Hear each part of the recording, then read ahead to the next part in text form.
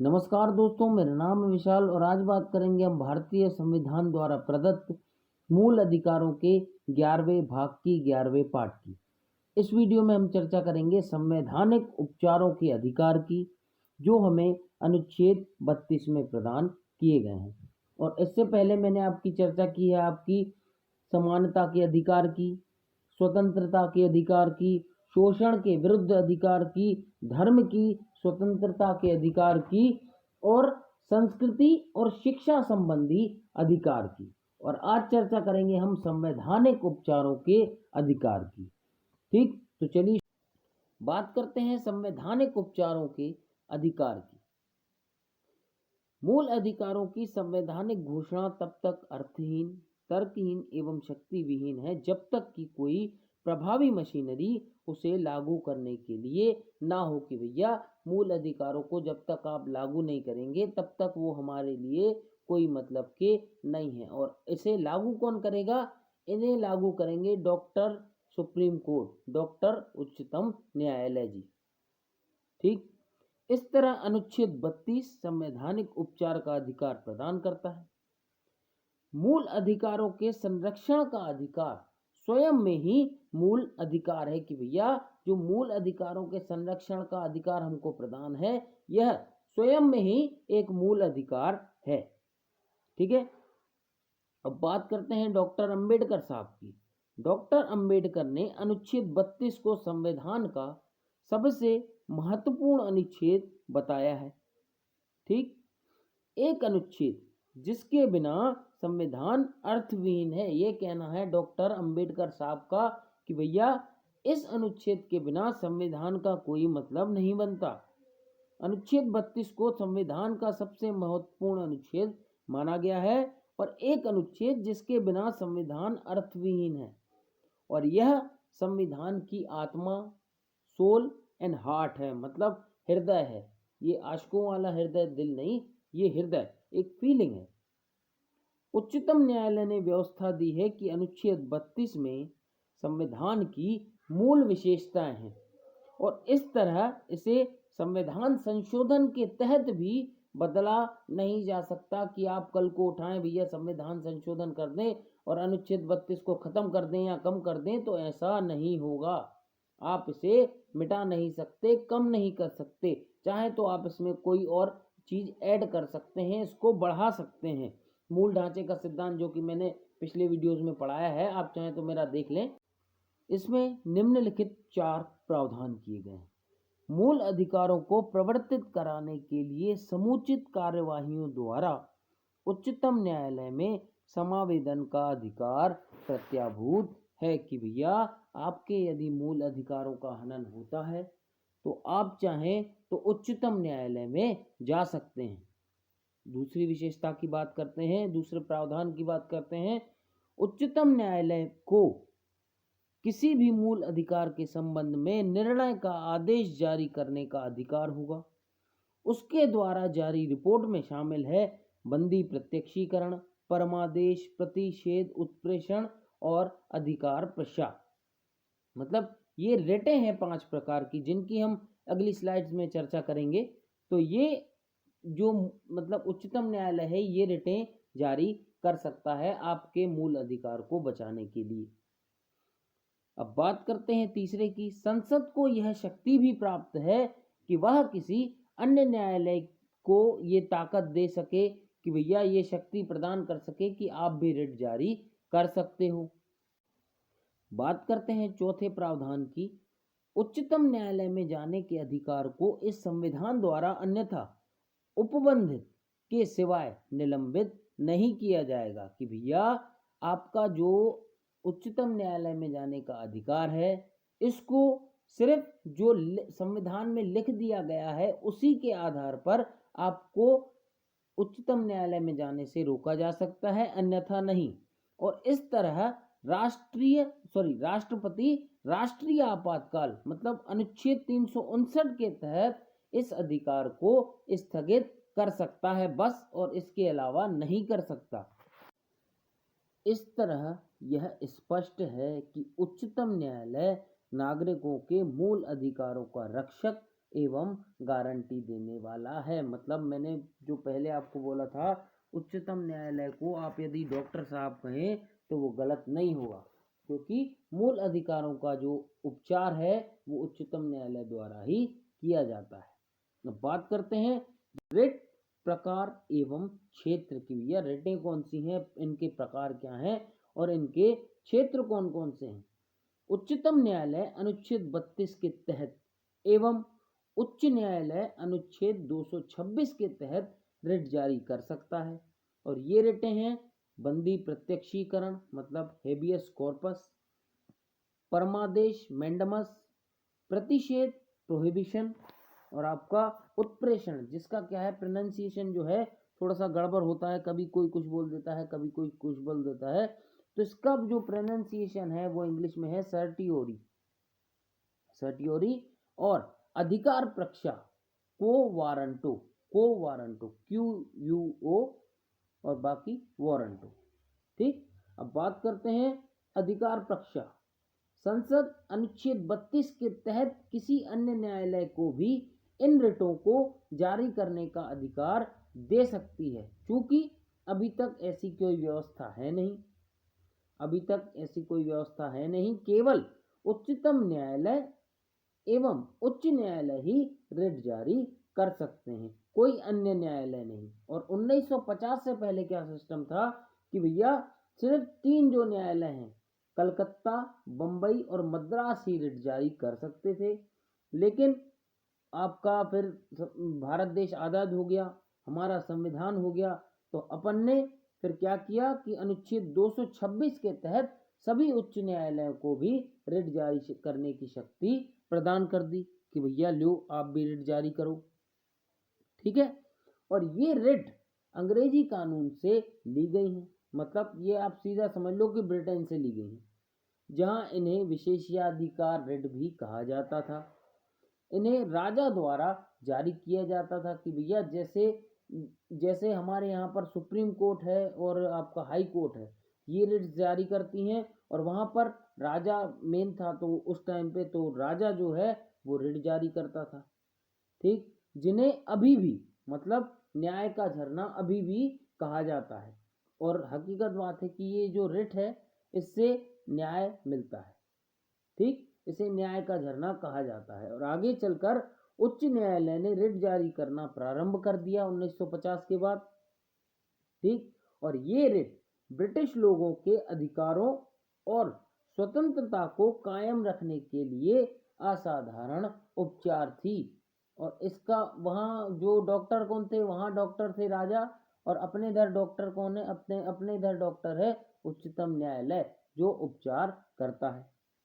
ठीक, अब बात करते हैं उच्चतम न्यायालय का रिट संबंधी न्यायिक क्षेत्र उच्च न्यायालय से किस प्रकार से भिन्न है या किस प्रकार से अलग हैं, दोनों में आखिर अंतर क्या है। ठीक, पहला, उच्चतम न्यायालय केवल मूल अधिकारों के संबंध में रिट जारी कर सकता है। ठीक, और जबकि उच्च न्यायालय जो है इनके अलावा किसी और उद्देश्य को लेकर भी रिट जारी कर सकता है। मतलब कि भैया जो उच्चतम न्यायालय है वो सिर्फ मूल अधिकारों को लेकर रिट जारी करेगा, और उच्च न्यायालय जो है, उच्च न्यायालय जो है ये और किसी सामान्य कानून को लेकर भी रिट जारी कर सकता है। इसमें क्या है कि आपके उच्च न्यायालय के जो अधिकार हैं उनको विस्तृत ज्यादा किया गया है। अब चर्चा करते हैं दूसरे की।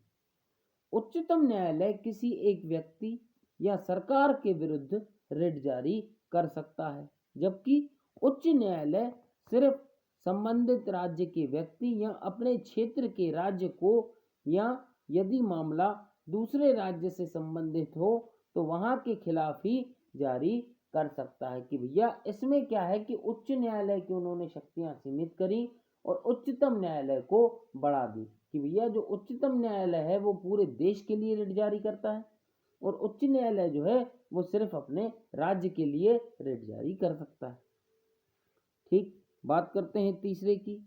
अनुच्छेद 32 के अंतर्गत उपचार अपने आप में मूल अधिकार है, इसलिए उच्चतम न्यायालय अपने रिट न्याय क्षेत्र को नकार नहीं सकता कि भैया सॉरी मैंने वो गलती से रेट टाइप हो गया है, तो रिट न्याय क्षेत्र को नकार नहीं सकता भैया। उच्चतम न्यायालय जो है वो अपने रिट जो है उसके द्वारा जारी की जा सकती है उसको नकार नहीं सकता। लेकिन उच्च न्यायालय जो अनुच्छेद 226 के तहत रिट जारी करता है उसका जो उपचार है वो विवेकानुसार है। वो चाहे तो अपनी रिट को नकार सकता है कि भैया हम ये रिट जारी नहीं करेंगे, लेकिन उच्चतम न्यायालय के लिए यह बाध्यता है कि उसे रिट जारी करनी ही पड़ेगी। ठीक। और दूसरी ओर अनुच्छेद 226 के तहत उपचार विवेकानुसार है, मैंने आपको बताया। इसलिए उच्च न्यायालय अपने रिट संबंधी न्याय क्षेत्र के क्रियान्वयन को नकार सकता है और उच्चतम न्यायालय नहीं नकार सकता, उच्च न्यायालय नकार सकता है। अब बात करते हैं बंदी प्रत्यक्षीकरण की रिट की। इसे लैटिन भाषा से लिया गया है जिसे इंग्लिश में हेबियस कॉर्पस भी बोला जाता है, जिसका शाब्दिक अर्थ होता है कि भैया को प्रस्तुत किया जाए, बंदी जो है उसे प्रस्तुत किया जाए। यह उस व्यक्ति के संबंध में न्यायालय द्वारा जारी आदेश है जिसे दूसरे द्वारा हिरासत में रखा गया है, उसे इसके सामने प्रस्तुत किया जाए, यानी कि न्यायालय के सामने प्रस्तुत किया जाए। तब न्यायालय मामले की जांच करता है। यदि हिरासत में लिए गए व्यक्ति का मामला अवैध है, मतलब गलत है, तो उसे स्वतंत्र किया जा सकता है, उसे फ्री किया जा सकता है। इस तरह यह किसी व्यक्ति को जबरन हिरासत में रखने के विरुद्ध है कि भैया मान लीजिए मैं कोई ऑफिसर हूँ, बड़ा ऑफिसर हूँ या कोई पुलिस वाला हूँ, मैंने किसी को बंद कर लिया या पकड़ लिया और अवैध रूप से पकड़ लिया, तो मेरे खिलाफ बंदी प्रत्यक्षीकरण की रिट जारी हो सकती है। ठीक। अब बंदी प्रत्यक्षीकरण की रिट सार्वजनिक प्राधिकरण हो या व्यक्तिगत हो, मतलब चाहे कोई सार्वजनिक प्राधिकरण हो, ठीक, या व्यक्तिगत, दोनों के खिलाफ जारी हो सकती है। यह रिट तब जारी नहीं की जा सकती जब हिरासत कानून सम्मत हो, मतलब जिस व्यक्ति को हिरासत में लिया गया है उसे कानून का पालन करके लिया गया है, कार्यवाही किसी विधानमंडल या न्यायालय की अवमानना के लिए हुई हो, कि भैया जो व्यक्ति है उसने न्यायालय की अवमानना की है या विधानमंडल की अवमानना की है, तो उसके विरोध में वो सही होगा, मतलब वो जो उस पर कार्रवाई की गई है वो सही होगी। ठीक। न्यायालय के द्वारा हिरासत, कि भैया न्यायालय ने ही इसे यदि हिरासत में लिया है तो भी यह कार्रवाई ठीक है। चौथा, हिरासत न्यायालय के न्याय क्षेत्र से बाहर हुई हो, कि भैया जो हिरासत है वो न्यायालय के न्याय क्षेत्र से ही बाहर है, तो उस पर बंदी प्रत्यक्षीकरण लागू नहीं होगा। ठीक। अब बात करते हैं अगले की, परमादेश, जिसे इंग्लिश में मैंडमस बोला जाता है। इसका शाब्दिक अर्थ है कि हम आदेश देते हैं, सुप्रीम कोर्ट आदेश देता है। यह एक नियंत्रण है जिसे न्यायालय द्वारा सार्वजनिक अधिकारियों को जारी किया जाता है, कि भैया जैसे मान लीजिए कलेक्टर को जारी कर दिया गया, एसपी को जारी कर दिया गया, ताकि उनसे उनके कार्यों और उसे नकारने के संबंध में पूछा जा सके कि भैया आप ये क्या कर रहे हैं या आपने ये काम क्यों नहीं करा है। तो इसके लिए जो सार्वजनिक हार्मनी है वो बनी रहे, इसलिए ये भी एक प्रकार की रिट है जो उनसे सवाल पूछने के लिए होती है या उनको बताने के लिए होती है कि भैया आपका ये कर्तव्य है। ठीक। अब परमादेश रिट जारी नहीं किया जा सकता। कब जारी नहीं किया जा सकता? निजी व्यक्तियों या इकाई के विरुद्ध। अब निजी कोई व्यक्ति है, मान लो कोई दुकानदार है, उसने ये काम नहीं किया, तो वो बोलेगा कि भैया ठीक है हमारी मर्जी, हम नहीं करेंगे। ठीक। अब दूसरा, ऐसे विभाग जो गैर संवैधानिक है, मतलब ऐसे विभाग जो संविधान के नहीं है, गैर संवैधानिक है, उनके खिलाफ भी आप परमादेश रिट जारी नहीं करवा सकते। तीसरा, जब कर्तव्य विवेकानुसार हो, जरूरी नहीं कि भैया जब वो चाहेंगे तो कर देंगे और चाहेंगे तो नहीं करेंगे। ठीक। संविधान के अनुसार जब कोई कर्तव्य विवेकानुसार हो तो जरूरी नहीं है कि वो उसको करें ही। ठीक। अब बात करते हैं पांचवे की भारत के राष्ट्रपति या राज्यों के राज्यपालों के विरुद्ध ये रिट जारी नहीं होगी। और उच्च न्यायालय के मुख्य न्यायाधीश जो न्यायिक क्षमता में कार्यरत हैं, वो जज हैं, तो उन पर भी ये रिट जारी नहीं होगी। ठीक, अब बात करते हैं प्रतिषेध की, प्रोहिबिशन की। इसका शाब्दिक अर्थ है रोकना। भैया किसी को जैसे रोकना, जैसे अपन कोई गलत गाड़ी चलाते हैं तो हवलदार अपन को रोक लेता है ना, वो चालान कर देता है, उसी टाइप से रोकना।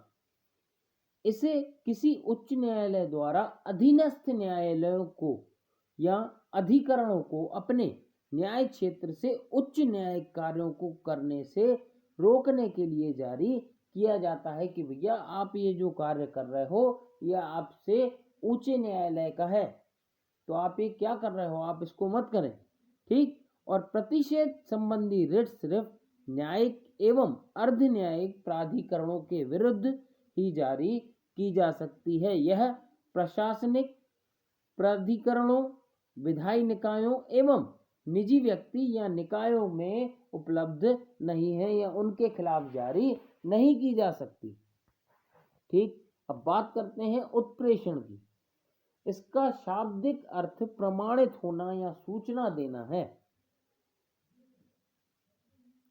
इसे एक उच्च न्यायालय द्वारा अधीनस्थ न्यायालयों या अधिकरणों को या लंबित मामलों के स्थानांतरण को सीधे या पत्र जारी कर दिया जाता है या बताया जाता है। मतलब मैं आपको सीधा सीधा बता देता हूँ कि भैया मान लीजिए उच्चतम न्यायालय है, अब उसके नीचे जो अधीनस्थ न्यायालय है, अधीनस्थ न्यायालय है या उच्च न्यायालय है, उच्चतम न्यायालय के नीचे उच्च न्यायालय, उच्च न्यायालय के नीचे अधीनस्थ न्यायालय।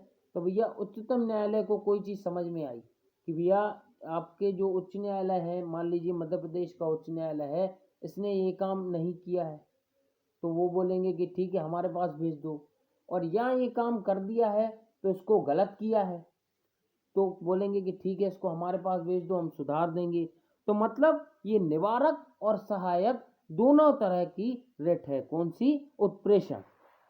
प्रतिषेध में सिर्फ उन्होंने रोका कि भैया आप ये काम नहीं कर सकते, और उत्प्रेषण में उन्होंने बोला कि भैया आप ये काम नहीं कर सकते, और यदि आपने कर दिया है वो गलत हो गया है तो उसको हम सुधार देंगे, आप चिंता ना करें। ठीक है, अब बात करते हैं अगले की, अधिकार पश्चात। शाब्दिक संदर्भ में इसका अर्थ किसी प्राधिकृत या वारंट के द्वारा है। इसे न्यायालय द्वारा किसी व्यक्ति द्वारा सार्वजनिक कार्यालय में दायर अपने दावे की जांच के लिए जारी किया जाता है। अतः यह किसी व्यक्ति द्वारा लोक कार्यालय के अवैध अनाधिकार ग्रहण करने को रोकता है कि भैया आपने ये जो पद धारण कर लिया है ये अवैध है, या आपको इससे छोटा पद दिया गया है, आपने ये बड़ा पद धारण कर लिया है, कि मतलब खुद से ऊंचा काम करने को ये जो है कि भैया पूछता है कि आपने किस अधिकार से ये कार्य किया या किस अधिकार से आप इस कुर्सी पर बैठे। तो मतलब आप कुछ भी समझ लीजिए कि भैया ये ऐसे प्रकार की रिट है कि भैया ये आपसे पूछती है कि आपके पास ये काम करने का क्या अधिकार है।